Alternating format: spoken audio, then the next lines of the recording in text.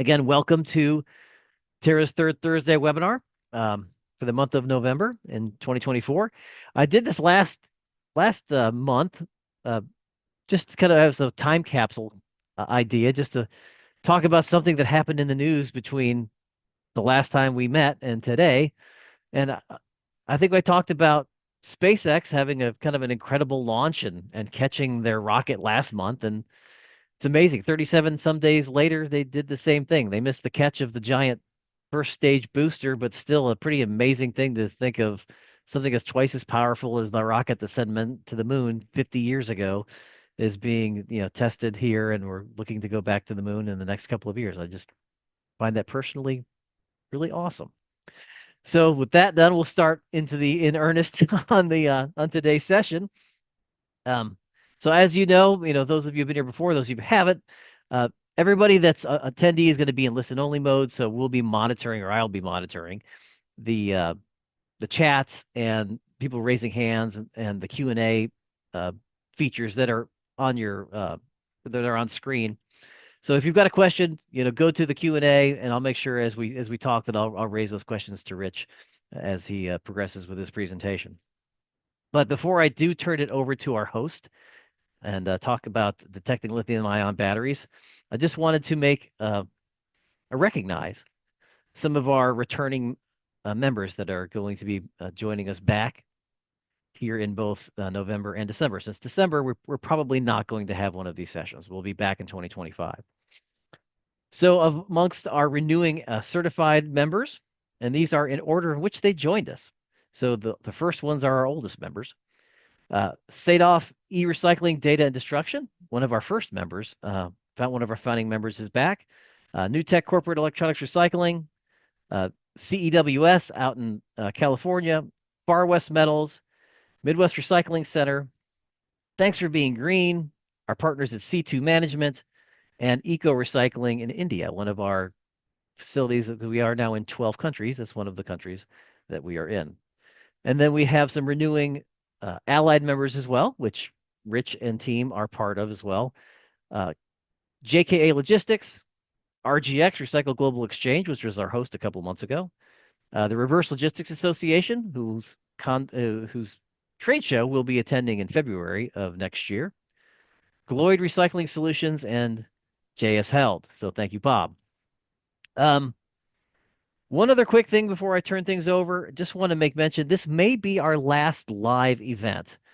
We started this back, during the throes of the pandemic, and we were getting more people that were going to be able to be working from home and attending the live sessions. But as people have, gotten back to the office, and these are, middle of the day on a Thursday, it's difficult for everybody to kind of take this time out of their schedule. I had an opportunity to do a podcast with the folks over at Quantum Lifecycle Partners, and it was recorded about 2-3 weeks ago. They're going to be broadcasting it on December the 5th. And that process of working with me and me working with them and recording a session in advance and then knowing that it was going to be deployed later in the month was really helpful in terms of both parties being able to schedule it reasonably. So I think that's what we're going to do probably in 2025 is pre-record these, offer up to our members the opportunity to ask questions based on the topic in advance, but then we'll be recording those and then releasing them, the recordings on the third Thursday of the month at 3 o'clock Eastern. So we'll still make it a third Thursday, but it might not be a live event. So just more to come on that in the next 60 days or so. So without now further ado, I'd like to pass along, and I'm very pleased to introduce our host, Rich. I'm trying to pronounce your name properly here because I hate it when people do this because I'm a Napoli 90% of the time to And anybody I mine's meet. not easy. So Chiswick. close, we'll take it. Okay, Rich. So how is it pronounced? Physic.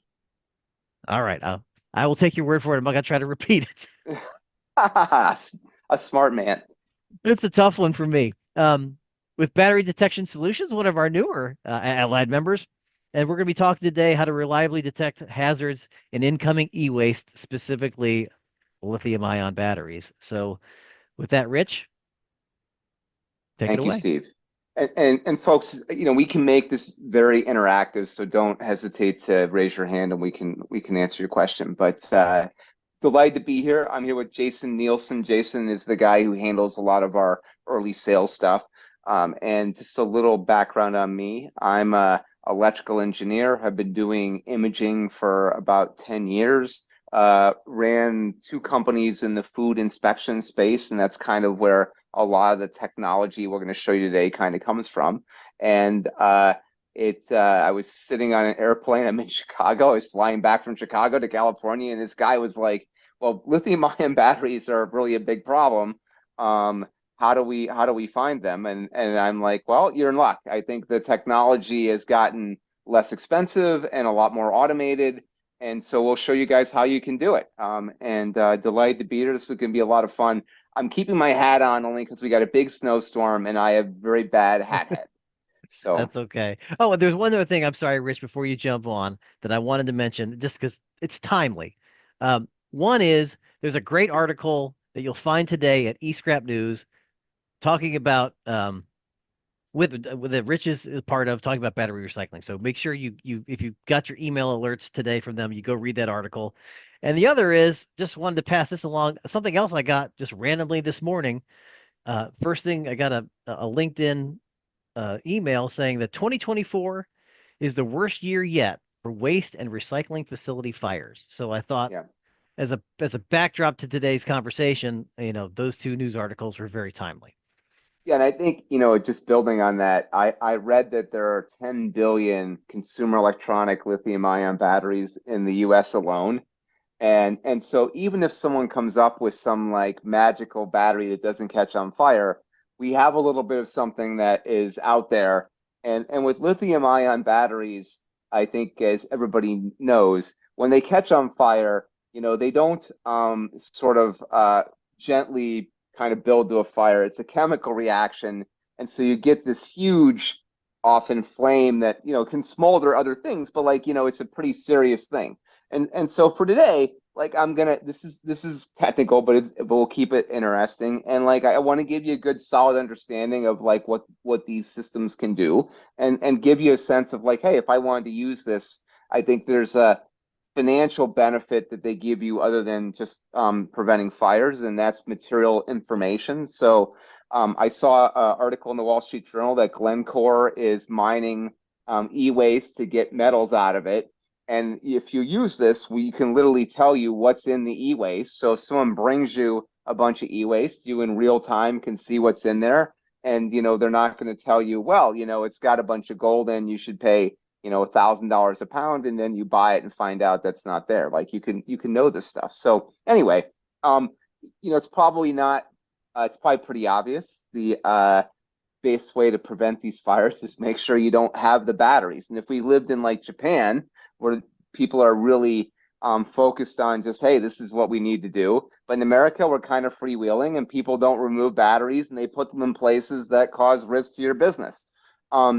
And so I'm mainly going to talk about X-ray technology because that allows us to see into the objects that have these batteries. But I'll give you a little background on kind of how this technology got here. So about 4 years ago, Lamb Weston, they make French fries for a lot of folks, probably have eaten their French fries, said, hey, like, we get fined a lot of money when our customers find rocks in our French fries. And while at the time you could kind of do this, the false reject rate was so high, they would lose a lot of their products. So, it'd say there's something in there and there wasn't. And so they reached out to me and said, Rich, can you build us the latest technology thing? And like, how well does that work? And so we were able to find about a millimeter size rock in a 6-pound bag of French fries. And if you can imagine x-raying French fries, they like look like a bunch of stuff, right? And it's not easy to see what's inside. And you guys can look at the kind of slide later, but the point is that you can find almost anything and it's in this noisy picture. And that's really important because in e-waste or recycling, you might have a pile of stuff and you want to know if there's a lithium-ion battery in there. And so the good news is because of this technology, we're going to give you that accuracy to like 99.999%, and then you can action whatever that is. and will almost never be wrong. Like this application doesn't ever false reject. So the cost of having the machine in terms of false alarms is almost zero. So anyway, that's the like now this technology is Wow. available in recycling, right?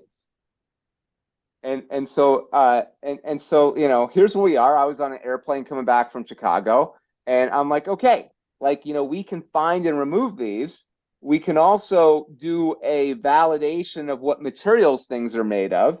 And if you want to measure, I've heard like, hey, sometimes I have to validate that my stainless steel is like 99% pure or whatever. Well, you can now do that.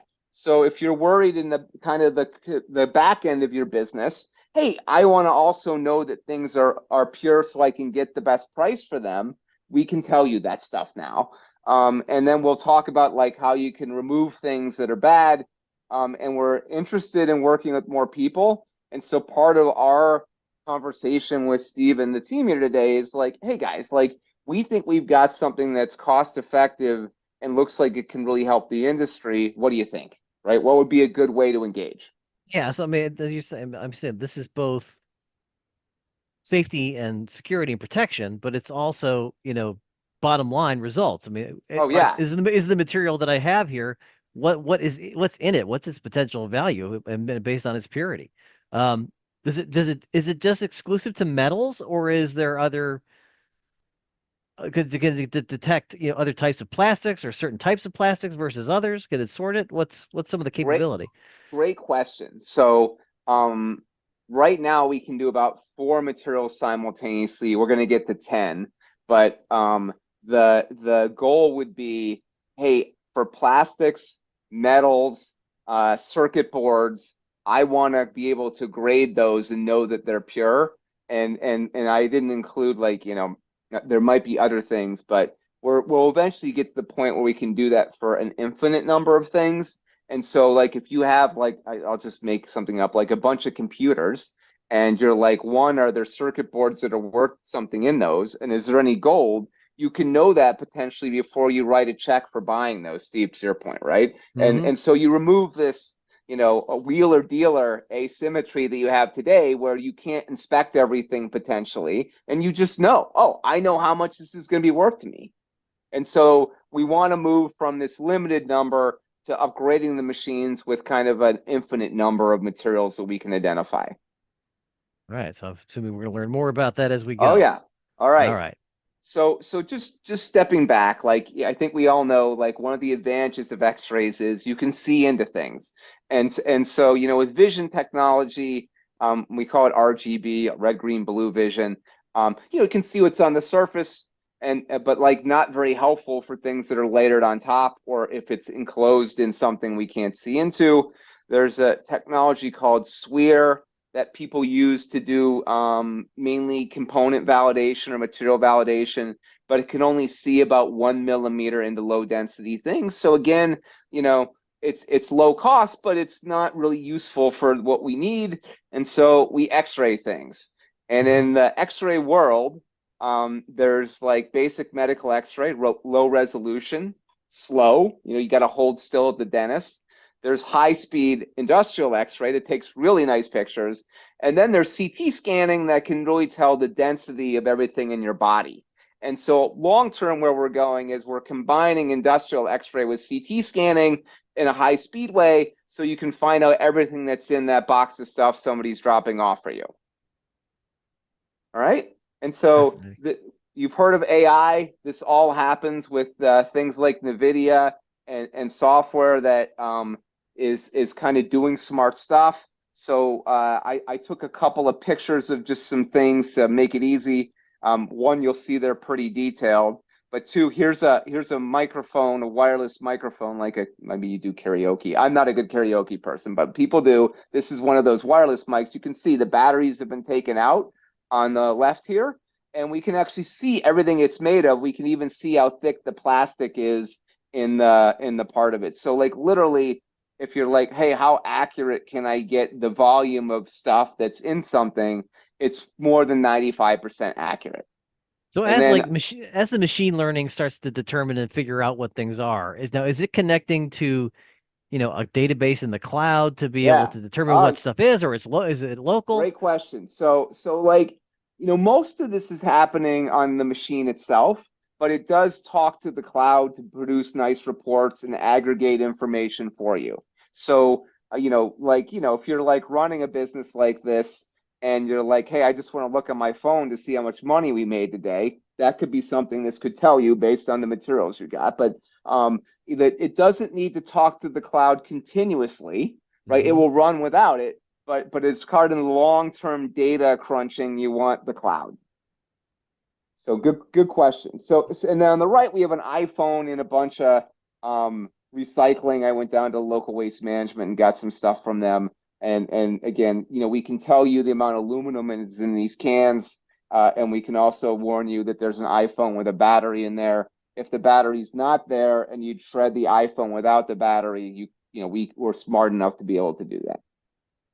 So this is that kind of setting up of like, we have this really powerful tool to look for things, and then it's not just looking for the physical vision of what lithium-ion batteries look like. That's what we see as people, but it's looking at their chemical construct to know it's a lithium-ion battery. And I'll talk about that a little bit more, but like Yeah. if you're just trying to, I know it's kind of as humans, that's a hard thing sometimes for us to go, but just imagine like lithium absorbs X-rays at a certain power, the nickel in here absorbs X-rays at a certain power, and that's how we know there's a battery in here. And then I'll also talk about classifying electronics. So if there are things you're like, hey, those are too valuable to shred, just point them out. We can do that too. No, All again, right. so bottom line results. It could tell you to harvest certain material and let others go to scrap. Right. If somebody throws a NVIDIA GPU that's worth 77 grand into your pile, you don't want to shred that, right? That's maybe a day you stop work and go golfing. Um, Yeah. and and and so this just mounts over your existing conveyor, and they're faster than most applications in at least non-MRF recycling. Like, it can go pretty fast. You don't need to worry about how they're presented. So if you got a big pile of junk and you just run it through, that's okay. And then it will identify the batteries in real time, and the material discrimination we're talking about, that material information, that's a near real time thing that the cloud's going to crunch out for you. And I'll show you guys those reports, but like, here's I our was gonna ask, iPhone. so you mentioned Yeah. it was on the conveyor. So, what other kind of like existing, e-waste management process or equipment does it kind of connect up with? So most of the people who talks to right now, they have like an in-feed conveyor into their sorting line. And imagine we just put it right on top of that conveyor. And if you're like, hey, look, I still want to do this, but I don't have a conveyor, we can bring one with us. And then the next question might be like, well, how do I eject things? And I'll cover that in a minute. But Yeah. like, if I go back, I took this picture just of this is someone's e-waste line where they just have incoming stuff. And Hmm. imagine there's an X-ray machine sitting right on top of this that's checking everything. And guys, I'll cover some of the like details because like you're like, oh, I have an X-ray machine. Like, that sounds exotic. Like, what does that mean to own one, right? But it's not a scary thing. So anyway, getting back to like, these machines are purpose built to extract what you need out of the presentation you have. I think if we had this conversation 3 years ago, I'd say, oh, you got to have everything with nothing on top of anything, and you'd say, Rich, like, that is just absurd for how we run our business. And so, Hmm. the technology meets you as you need it. And anyway, these are sort of the components. So there's AI that's building the images. That's the NVIDIA kind of part. And then they're looking at what's in the images. And then the other thing you want to probably know is like, is it working? Like, you don't want to like have this concern that you were running it and it didn't find batteries that were like there. And so it uses a tool to simulate things that it knows have batteries in them, and it makes sure the software finds them. So that's a pretty cool thing. Can you program it But to do anything other like other hazardous materials beyond batteries? yeah, so like examples might be scuba tanks. I'll just use that, or a propane Mhm. tank might be a better example. But like, you're like, hey, I don't want to shred a propane tank, and someone might miss it. because it'll explode, then yeah, and as we work with the industry to develop the list of what people care about, then the machine will automatically know that, and maybe you have local things you want to do that aren't industry wide, we can add those as well. Like Steve, did I miss like was the propane tank a good example, or might is a better example? Well, I'm trying to think of maybe things that might be hazardous to an employee, like radon detectors, or things that Yeah, other sure. have hazardous components in them that if they did get crushed and that got in the air, it could, or Yeah. get on somebody's skin, Yeah, and you'd so want to like find it.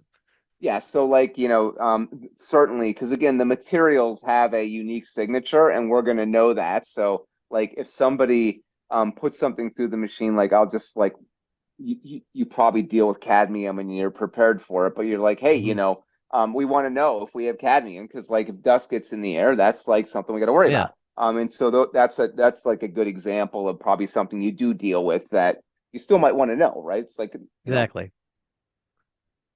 all right, and then our vision is, you might have one of these machines on the intake, and then if you're like, hey, Rich, I really don't need the X-ray system on the end, just some lower power vision system on the end to do quality control is still an option for people who do, sorting. Sometimes they want to have validation that things are working okay, and so the good news about this technology is the more we build, there is a nice price curve. So part of what we're trying to encourage people is like, look, we're entrepreneurs just and business owners just like you guys. And so as we get more business, we'll lower the price of the equipment. Our goal is to Mhm. get people using this. I think, I'm on this personal crusade that someone sent me a picture of garbage truck in Houston burning yesterday, and I'm like, they just burned up a $500,000 truck, and it doesn't need to happen. Like, it just doesn't need to happen.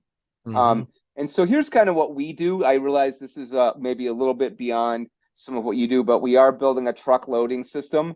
So for people who are out collecting stuff, and then you put it in your truck and you compress it and it catches the truck on fire, not good. So you can imagine, it just leaves it at the curb with a nice little, email going to the customer or a sticker saying you've got something bad in here. We check incoming plant materials. We do output validation, as Steve and I have been talking about. We work in shredding. We do MRFs. And then we're talking to people who really do battery recycling for a living because there's a lot of manual work in that Hmm. today as well. Um, and we can't x-ray an entire truck. I think for most people, like that's a little bit like that's much more relevant for cargo containers. Like, is something in it that's not supposed to be?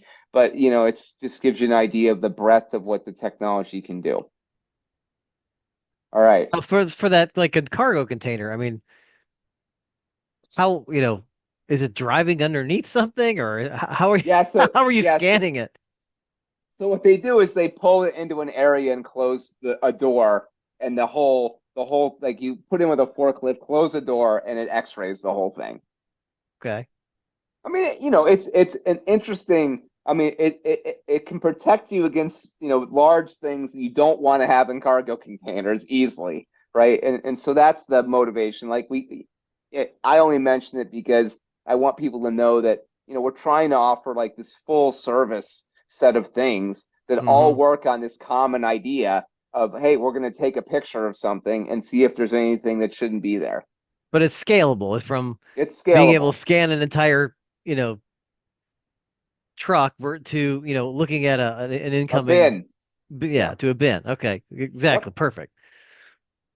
Okay. And then, on the back end, I'll just, the vision analysis can sometimes be good enough. So again, for certain people, this idea of doing final checking with a camera system can be fine. And you can count things as well. But just think of it like mainly this is an X-ray presentation.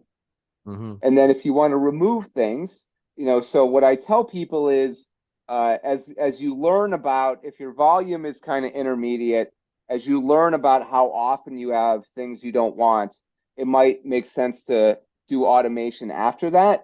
Because a cheap way is imagine a set of lights that turn on and track an object as it goes down the conveyor. Somebody can then pick that off and take a look at it and address it. That's a very get easily started kind of thing. And then if you're like, hey, I want to use robotic ejection, that's generally long term much cheaper than having a person stand there, but there's some upfront investment that you want to make sure is going to work, right? What about like false positives then? How does the Yes. system handle So I that? just I just did a demo for somebody, and like again, the way that the software works, because it's constantly checking itself, I as an engineer, I feel like a little bold saying you'll never get a false positive, but the false positive rate is going to be well under 1 in 10,000 things inspected. So if you're doing 10,000 things a day, maybe we'll be wrong once. That's a good rule of thumb. And then is there a way to like proactively on the flip side, say I want to look for Yeah, yeah, these things. So you yeah, find yeah. that NVIDIA chip that somehow got on your line that you make sure you get it. Yeah, you're like, hey, that's my ticket to getting a new Mercedes or something. But like, Yeah. yes, there is a way that you can select, hey, because we the cool thing about this from an industry perspective is we use everyone's data to validate that everything's working right, and then you choose what you want to do. And so, and if you really don't want to share your data, we can talk about that. But a benefit of doing that is I then, if Rich's e-waste recycling finds something that was really hazardous, then Steve's going to get that benefit without having to have a problem happen first, right? Because maybe he had that turned off, but now we're like, we recommend you turn this on. Hmm. And so that's the benefit of using these cloud things is because they're learning what the world looks like. And you don't like another good example is what if Sony, we'll just make something up, develops a new battery that has never been seen before. We don't want our customers finding out about that after it causes a fire. So we're Right. constantly checking to make sure new things are properly detected. And but to your point you made just a moment ago, it's like if you're pre-screening this material, what a value that add that is to you as a downstreamer, sending material on. If the people that you're downstreaming your material to have confidence that this has already been kind of pre-sorted, people have already looked at it, anything that might be hazardous has been taken out. Uh, you know, that makes you as a partner of other recyclers very, you know, it makes it. I think that's a big advantage. Yeah, and also, you're going to have much tighter control over understanding your economics. I was talking with someone who was at a MRF, and he's like, I can just tell by looking at the waste stream how valuable it is. And like, I applaud that guy. He has a lot of experience, but like, you don't always have that guy in the plant, right? And so, this is going to give you real insight into your economics in real time. And if, you won't you'll be much less tempted to overpay for something if you're buying things on a unit basis, right? So I got a question that popped in here. Um, Go it's fire not it's away. it's not yet the $64,000 question, but I expect that to come. How much does it Uh, cost? Yeah, yeah, we'll yeah, get there. it's the does anybody have this deployed yet? Is there So anybody you we can are talk about that's doing it?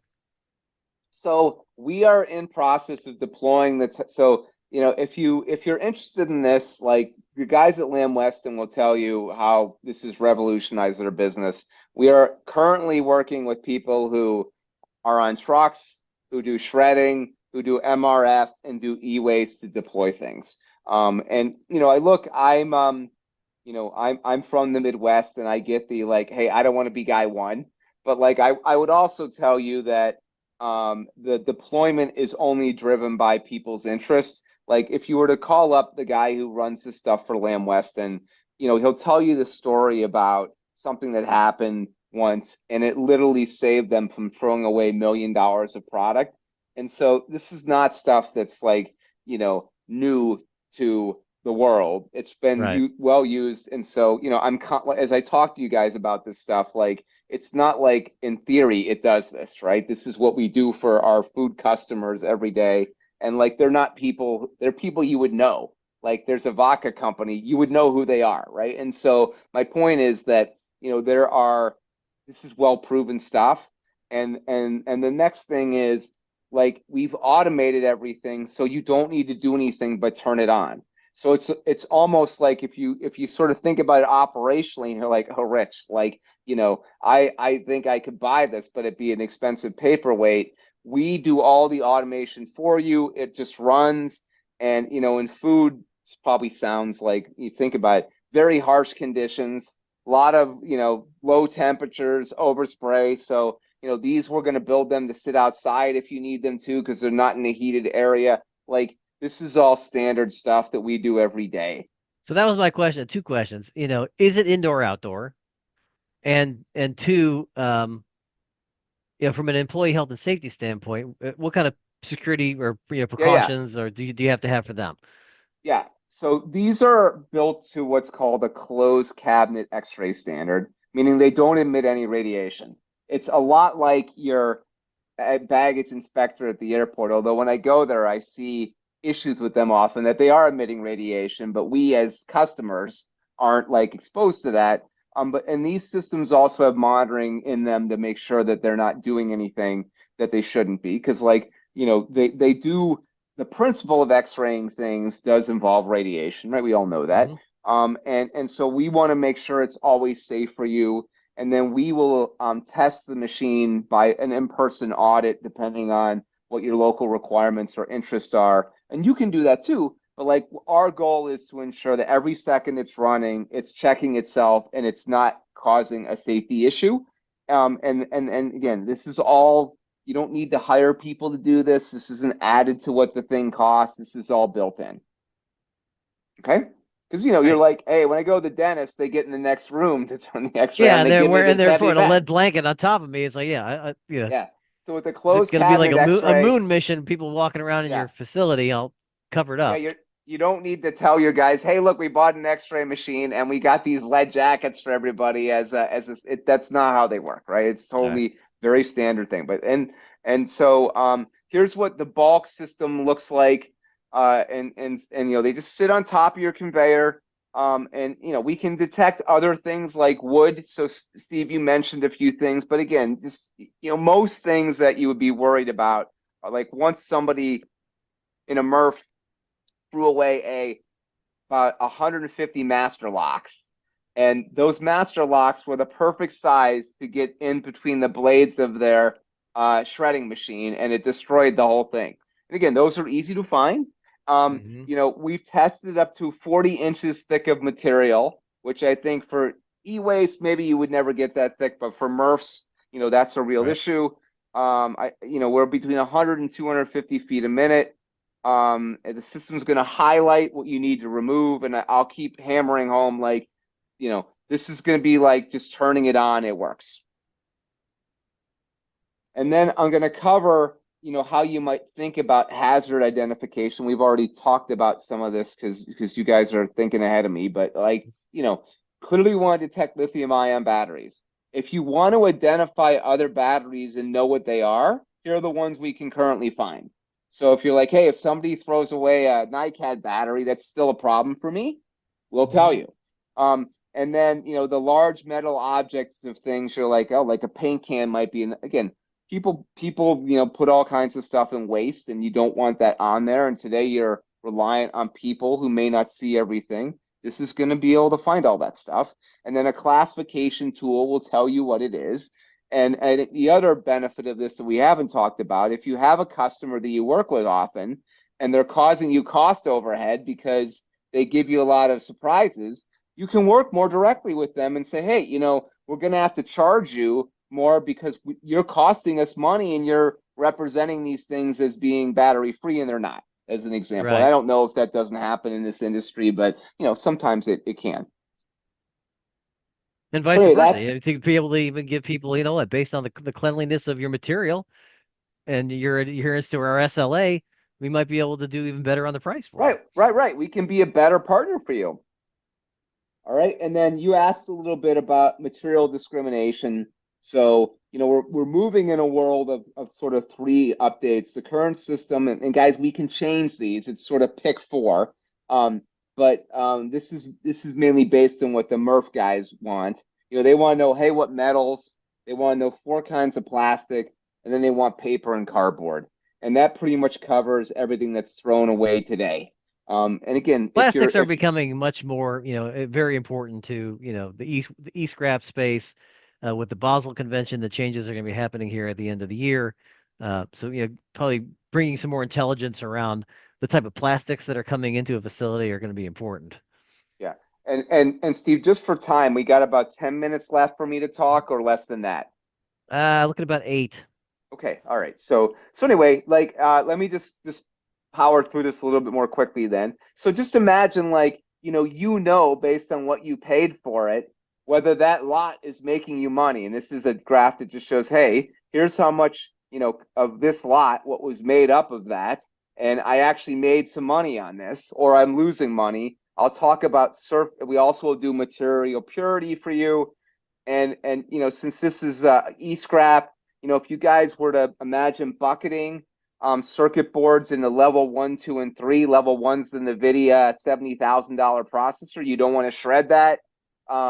The other one might be, well, sometimes I shred them, sometimes I don't, but we can look at the chips that are actually in there. And then the other ones are look, like a power transformer, no chips in there of any value, shred the thing, we'll recover the materials on the back end. But the point is, you can now not have to disassemble things to know if there's something inside worth protecting before it goes through your shredding process. That's a huge time savings and manpower savings. Yep. And then I'll just show you because sometimes people are like, show me the worst, it'll do. So I bought 3 tractor batteries and I put an iPhone at the bottom. So, I did a little, just to make the iPhone visible. The batteries look pretty dark, but again, just to show you guys, we're very aware that your presentation is not going to be beautiful and it can be very chaotic and this will work. And then here's our little, this was a big UPS transformer with an extremely heavy metal cage, and we see right through it, right? And so you can Hmm. see, this is some kind of very densely wound thing in the image, but, that's all copper so that you can know. Um, and then we've already covered the safety stuff. So again, it's, also our web system has training. So again, you're gonna want your people to know what they're have to do. Don't X-ray yourself with the machine, kind of stuff. But it's Don't all stick your it's foot in all it, and you'll be all yeah. right. I mean, again, it's not the end of the day if that happens, but that's probably a workplace safety thing you don't want to have to deal with. Um, and so, we're working on bringing the cost of these down, guys. So, we have some machines that we've looked at are about half the price of what I'm saying today. But the way we sell it is, most people like to buy the machine. You don't have to. And the software subscription depends on the volume of stuff you're X-raying because that really drives our cost in providing it. So these are ballpark. And then you don't pay anything else. Like if the machine needs service, we service it, as part of this subscription. And if you don't like buying the machine and you just want to pay a subscription fee, we offer that as well. So, if you're like, hey, I'd really like to see if it works for me, we can work a deal out where, you're not having to shell out a big check to try it out. So that's, I mean, equivalent to, a hire. I mean, a single Yeah. person. I mean, that's not outrageous by any And, stretch. and part of the magic is we're trying to suit the imaging to the task. So, I often say, someone said to me once, Rich, I want a Toyota, not a Ferrari. Well, we don't need to take, images that will show you every little thing. We're in the sweet spot for what we need for your application. And so that drives what these things cost. So we're trying to be very thoughtful about that. So you don't look at this and go, hey, I love that this is going to find these batteries, but it costs so much. I'm worried about making money with that kind of investment. This is if you can free up a person by doing this, you're close to breaking even, right? Right. And so people often ask me hey, why hasn't anyone this is not brand new stuff. Why aren't we seeing more of this? Well, I think part of it is a lot of us are very like myself, I want to see it working. Well, the food industry has been using these forever, so I think that's Hmm. an important note. And the existing providers who do this, I think we're the only company who's automated this kind of stuff. And so, because again, if you had to hire an X-ray expert that costs 100 grand a year, you'd be like, oh my God, I bought the machine, now I have to do this. And so we're the only company that's really focused on sort of let's make it as easy as if you can turn it on, you can use this thing.